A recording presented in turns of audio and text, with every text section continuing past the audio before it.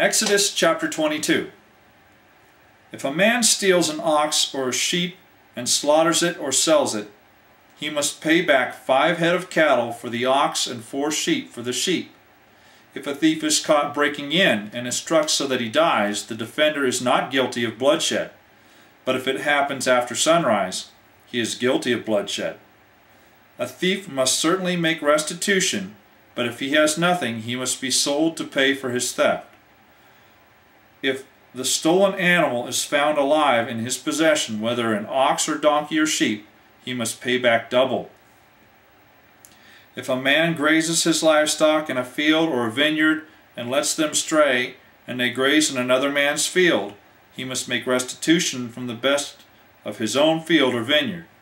If a fire breaks out and spreads into the thorn bushes so that it burns shocks of grain or standing grain or the whole field, the one who started the fire must make restitution. If a man gives his neighbor silver or goods for safekeeping, and they are stolen from the neighbor's house, the thief, if he is caught, must pay back double. But if the thief is not found, the owner of the house must appear before the judges to determine whether he has laid his hands on the other man's property. In all cases of illegal possession of an ox, a donkey, or sheep, a garment, or any other lost property about which somebody says, "This is mine," both parties are to bring their cases before the judges. The one whom the judges declare guilty must pay back double to his neighbor. If a man gives a donkey, an ox, a sheep, or any other animal to his neighbor for safekeeping, and it dies or it is injured or is taken away while no one is looking, the issue between them will be settled by taking of an oath before the Lord and the neighbor that the neighbor did not lay hands on the other person's property. The owner is to accept this, and no restitution is required. But if the animal was stolen from the neighbor, he must make restitution to the owner.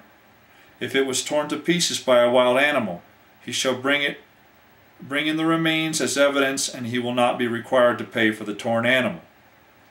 If a man borrows an animal from his neighbor and it is injured or dies while the owner is not present, he must make restitution. But if the owner is with the animal, the borrower will not have to pay. If the animal was hired, the money paid for the hire covers the loss. If a man seduces a virgin who is not pledged to be married and sleeps with her, he must pay the bride price, and she shall be his wife. If her father absolutely refuses to give her to him, he must still pay the bride price for the virgins. Do not allow a sorceress to live. Anyone who has sexual relations with an animal must be put to death. Whoever sacrifices to any god other than the Lord must be destroyed.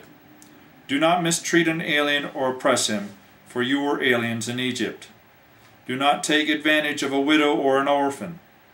If you do, and they cry out to me, I will certainly hear their cry. My anger will be aroused, and I will kill you with the sword, and your wives will become widows and your children fatherless.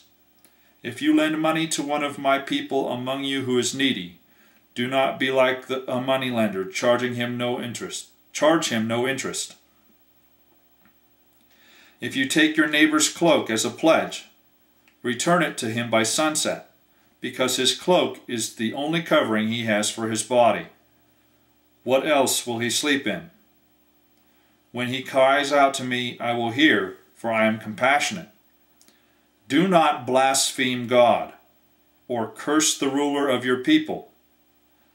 Do not hold back offerings from your granaries or your vats.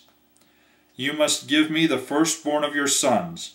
Do the same with your cattle and your sheep. Let them stay with their mothers for 7 days, but give them to me on the 8th day. You are to be my holy people. So do not eat the meat of an animal torn by wild beasts. Throw it to the dogs. That is the end of Exodus chapter